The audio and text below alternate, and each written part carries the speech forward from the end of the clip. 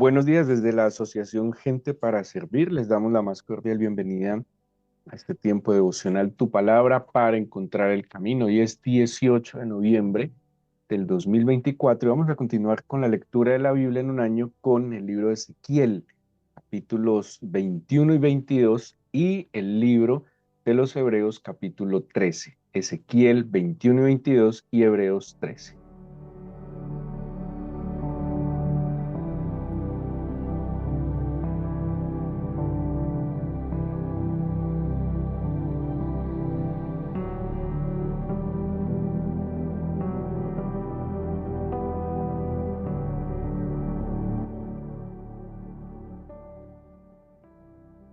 El capítulo 22 de Hebreos, perdón, de Ezequiel, Ezequiel está denunciando los pecados de Jerusalén, los pecados como nación.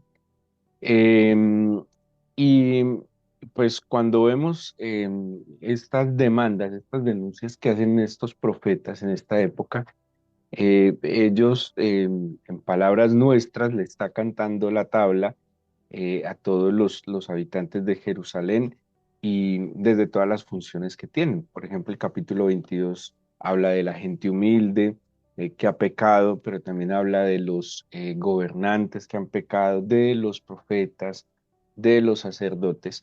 Y pues esta denuncia que está haciendo Ezequiel muestra claramente la condición espiritual, la decadencia espiritual en la que ha caído la ciudad. Ahora, sin duda alguna, como lo muestra la Biblia en diferentes relatos, a pesar de que un pueblo, en términos generales, haya sucumbido a la tentación de su entorno y se haya apartado del Señor, siempre, siempre ha habido un remanente que se ha mantenido fiel.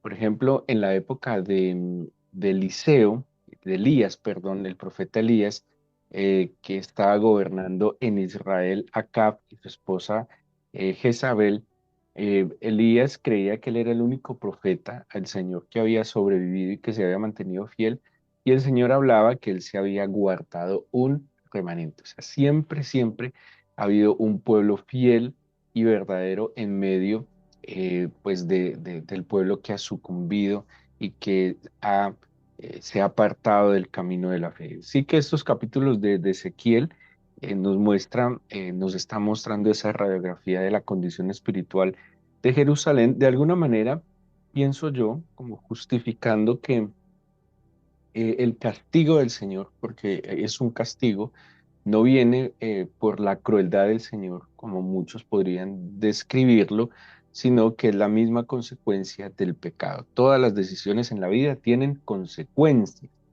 Y la Biblia nos enseña, seguramente lo hemos experimentado en nuestra propia vida, que pues cada decisión va a traer un efecto y la Biblia nos enseña que unas decisiones que tengan que ver con la obediencia, con la fe, con la esperanza, pues van a traer unas consecuencias diferentes a lo contrario. Pero quisiera que meditáramos hoy un poco en el último capítulo que tenemos del libro de Hebreos o carta a los Hebreos, como lo quiera llamar, y, y pues está terminando. Hay un tema que mantiene Hebreos, que lo hemos visto claramente, y es el sacerdocio del Señor Jesucristo, ¿sí? El sacerdocio perfecto, porque el libro de Hebreos constantemente nos está hablando de eso, de la perfección de la obra del Señor Jesucristo, algo así como que por más que lo queramos ver como muy bien diseñado el culto del Antiguo Testamento, era imperfecto, ¿sí? Y la demostración que era imperfecto era que los sacrificios se tenían que estar repitiendo, ¿sí? Que había que seguir ofreciendo por los pecados. En cambio, el sacrificio del Señor Jesús es tan perfecto, pues que se hizo de una sola vez y para siempre.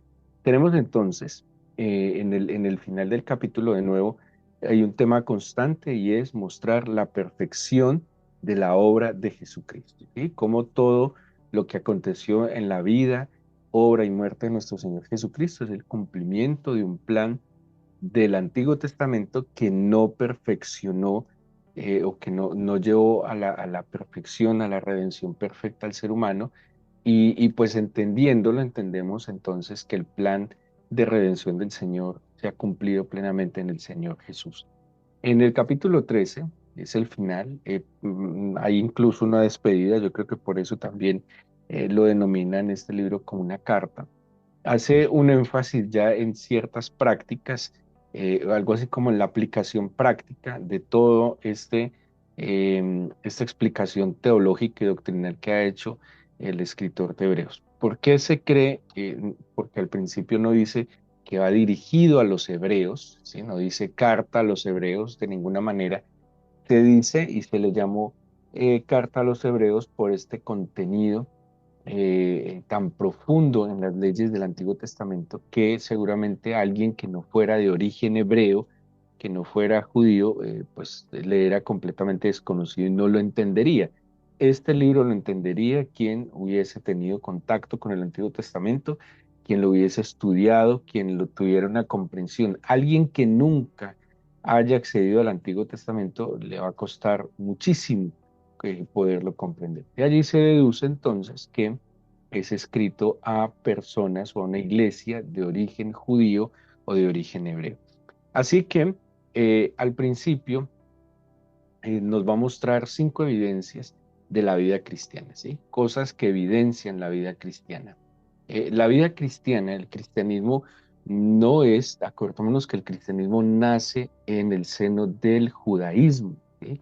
Del judaísmo como sistema religioso, pero también hablando del judaísmo como el pueblo judío. Así que todas las, digamos, las creencias, las prácticas religiosas de la iglesia primitiva tienen que ver con el judaísmo y eso no lo podemos desligar, ¿sí? Así hayan pasado 2000 años, esa es la verdad, la Biblia fundamentalmente es escrita por personas de origen o de gran influencia desde el judaísmo y pues no podemos desligar eso, ¿sí? El cristianismo no es una religión o un sistema de creencias que salió de la nada, sino que tiene un origen y que tiene unas raíces y esas raíces están en el pueblo judío, ¿sí?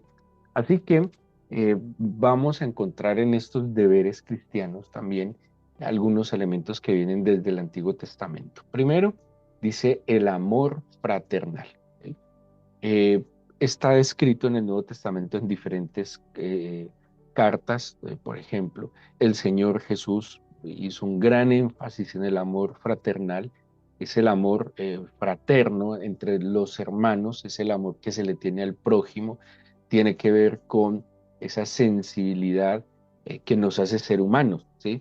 Y ese amor fraternal está dirigido al prójimo. ¿Sí? A veces, o en estos últimos tiempos, la gente ha expresado más el amor hacia los animales, hacia la naturaleza, el ecosistema, que al mismo ser humano, ¿sí? Y dice, permanezca el amor fraternal. Claro, amar al ser humano a veces no es fácil. Es más fácil amar una mascota, es más fácil amar, no sé, un bonsái, es más fácil amar un objeto, porque el ser humano es complejo, ¿sí? Tenemos complejidades, singularidades que a veces no se nos hace muy fácil amar al ser humano, pero permanezca el amor fraternal. Ese es el gran desafío, esa es la gran marca que mostraría que nosotros somos discípulos del Señor Jesús, dijo el Señor en Juan, que os améis los unos a los otros. En esto conocerán que son mis discípulos.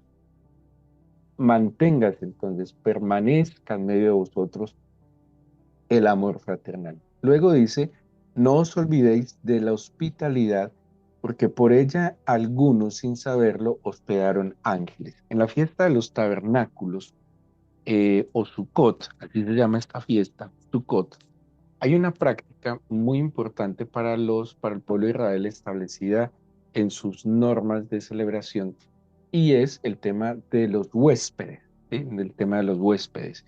En la fiesta del Sukkot, el pueblo de Israel hace una choza, yo les he explicado en otras oportunidades, una casita, una choza, una cabaña frágil, la hacen en el patio de su casa, en la terraza de su casa, y ellos se van a vivir allí 7 días. ¿Sí?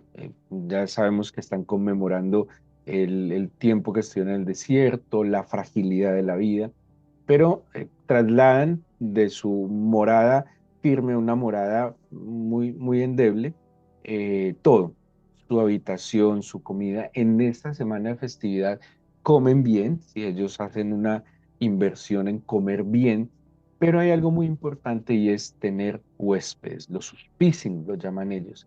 Y hay una creencia que hospedar, ¿sí? Hospedar a alguien, ahora, ¿hospedar a quién? ¿Sí? Tampoco se trataba de abrirle la puerta a todo el mundo, pues obviamente son temas de seguridad, pero tenía que ver con hermanos, ¿sí? Hablo de paisanos, como diríamos nosotros, ¿sí? Alguien que estuviera de paso, y ellos tenían la creencia que hospedar, dice, sin saberlo, hospedaron ángeles. Ellos creían que estaban hospedando representantes del Señor. Y en la época de la iglesia que se escribe Hebreos, eh, había unas personas que tenían unas misiones itinerantes, por ejemplo, los profetas. Los profetas iban de ciudad en ciudad, de iglesia en iglesia, llevando un mensaje, ¿sí? Llevando como se conoce, un oráculo de parte del Señor, la mayoría de ellos, y pues se pedía, se instaba a que ellos fueran recibidos en las casas. Ellos no tenían un salario, ellos no tenían, pues vivían, como dice el mismo San Pablo, vivían del Evangelio, de llevar la palabra del Señor. Y pues Pablo reconoce, perdón, el autor de Hebreos reconoce aquí que es un deber cristiano ser hospedador. Eh, Hacer sentir al que está de paso como si estuviera en su propia casa, ¿sí? Es una bendición, el Señor lo establece.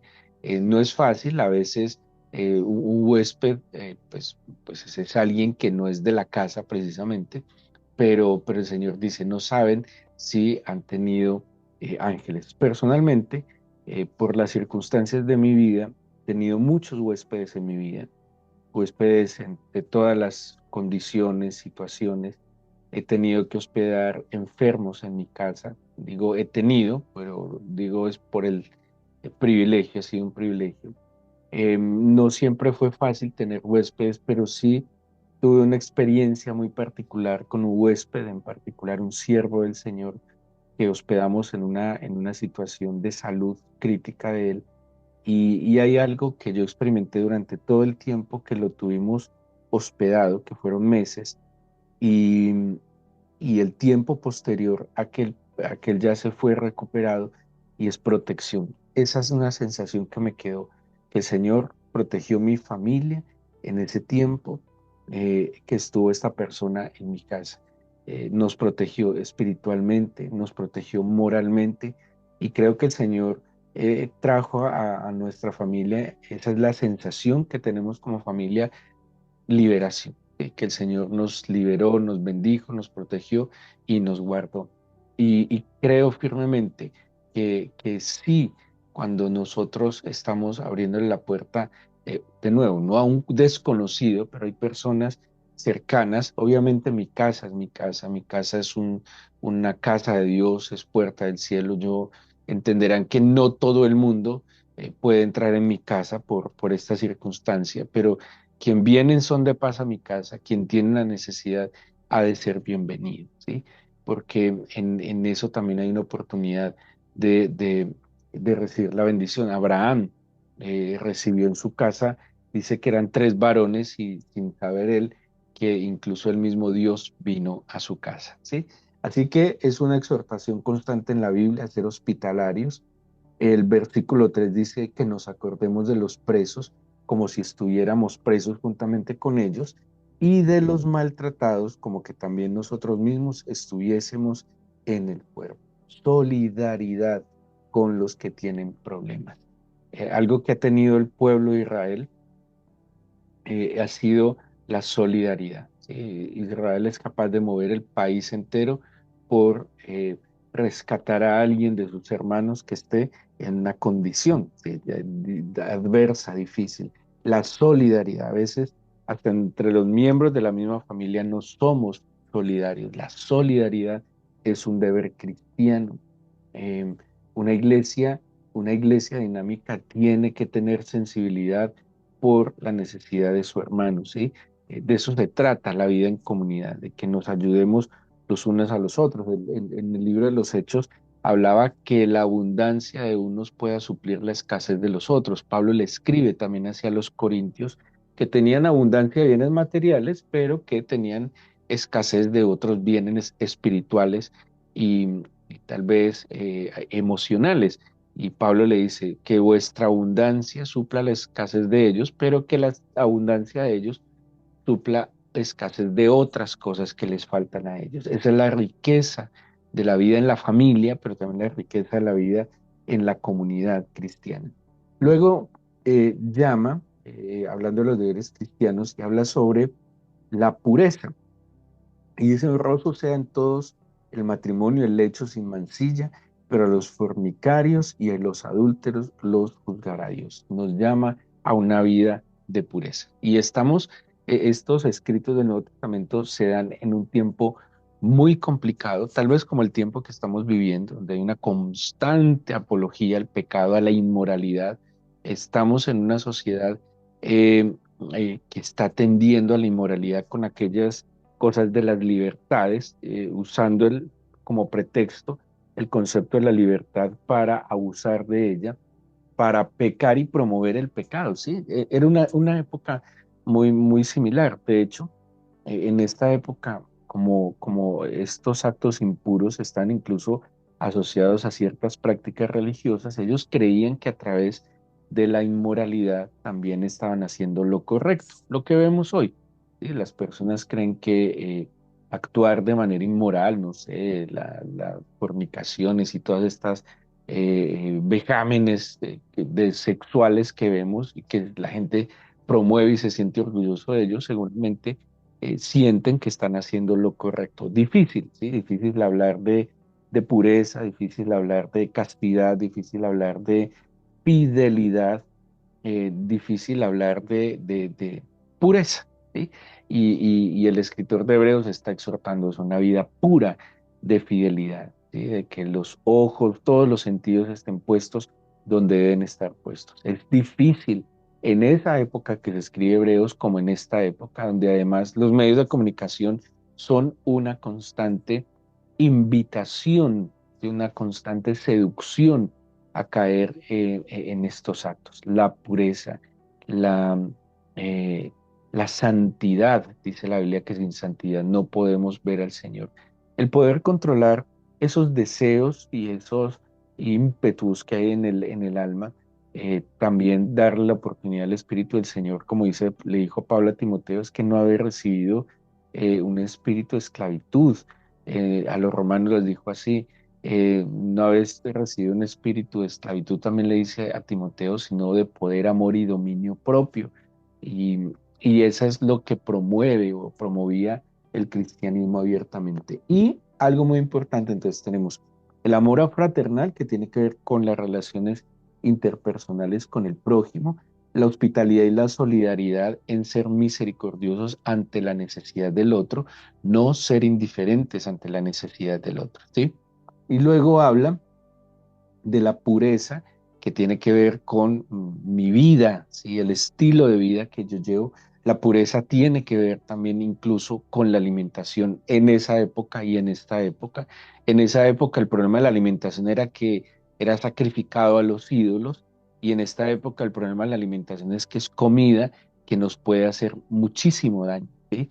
Comida, a ver, y tiene mucho sentido porque la Biblia dice que nuestro cuerpo es el templo del Espíritu del Señor, ¿sí?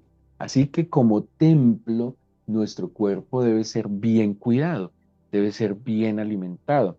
Y sabemos que, pues, como todo en esta época, nos tocó la época del negocio, donde todo en este tiempo es negocio, en este tiempo todo tiene precio, todo se vende. Entonces, como lo importante es vender, sabemos que ya no se promueve la comida como alimento nutritivo para fortalecer el cuerpo, sino la comida que genera adicción para que se venda mucho más. Seguro que en otras épocas no se vendía ni se comercializaba comida solo por placer, ¿sí? Es triste, pero hoy la comida también se convirtió en un placer y no en una necesidad.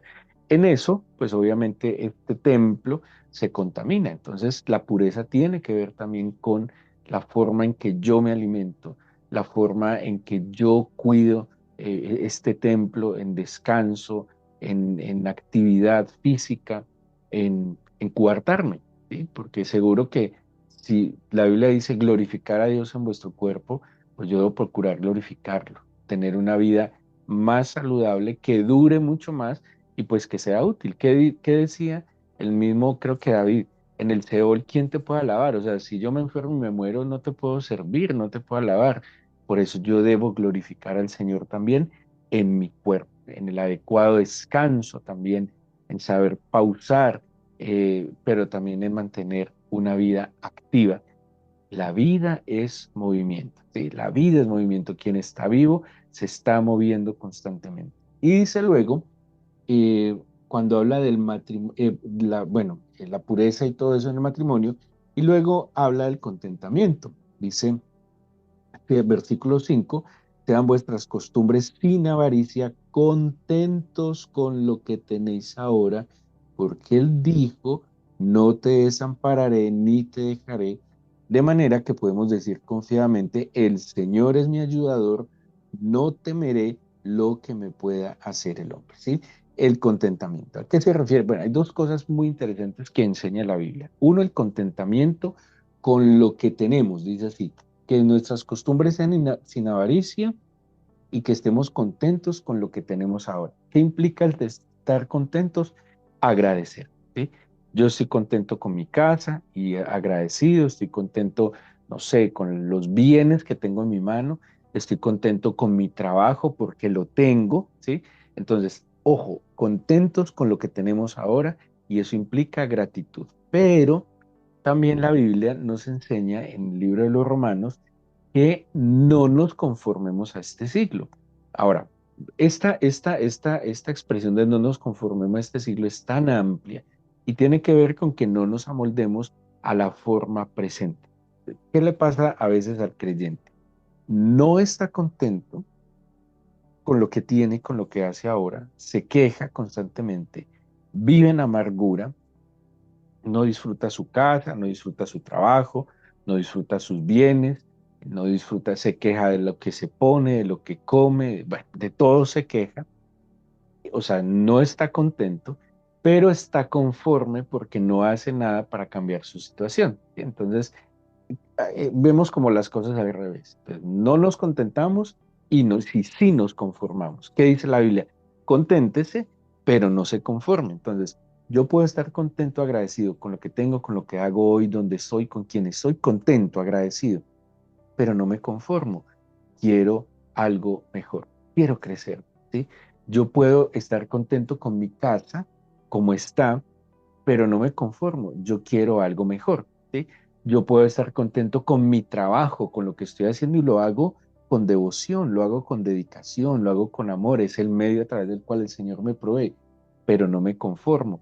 Puedo mejorar mi condición laboral. ¿Cómo? Estudiando, eh, aprendiendo mejor el oficio que estoy haciendo, especializándome, siendo diligente, siendo puntual, cumplido con mis labores y eso es no conformarse, ¿sí? Entonces mire que el escritor va cerrando el libro con cosas muy prácticas, ¿sí?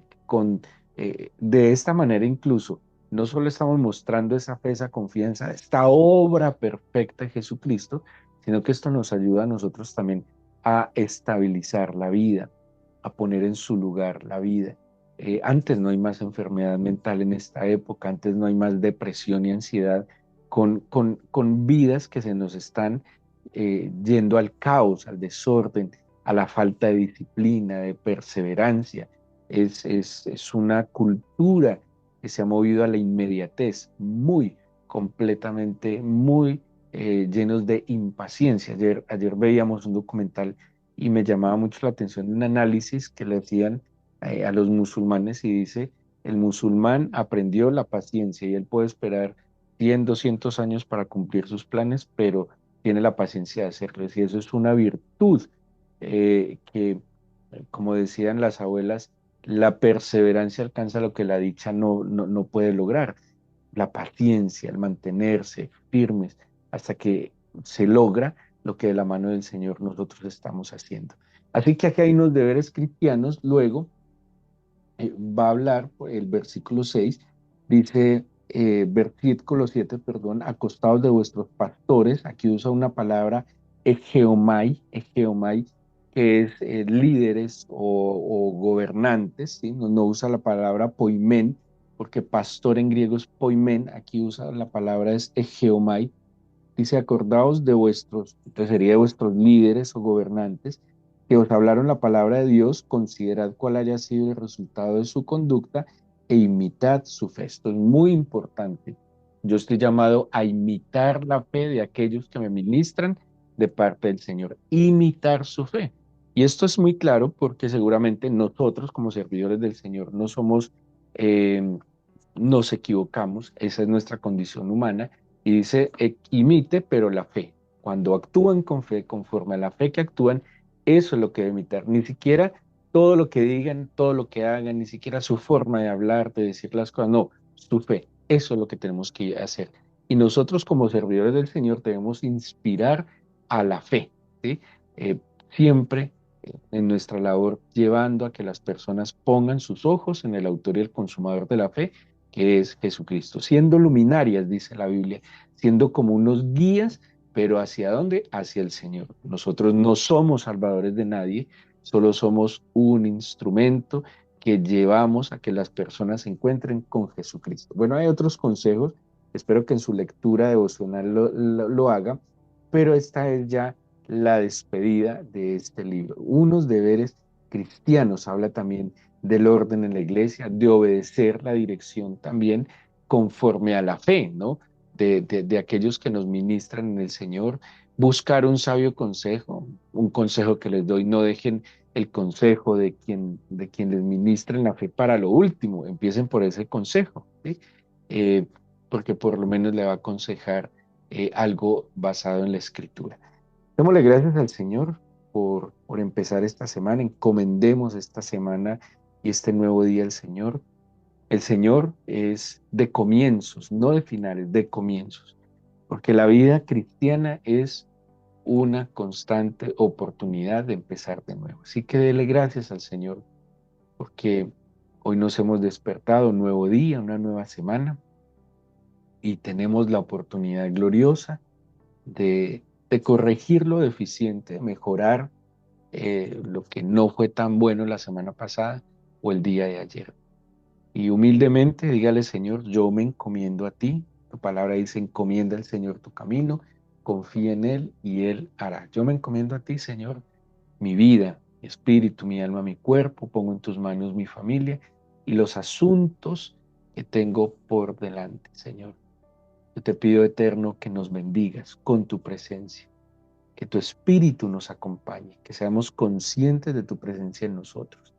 Y permítenos desarrollar en el espíritu estas evidencias de que nuestra vida gira en torno a ti.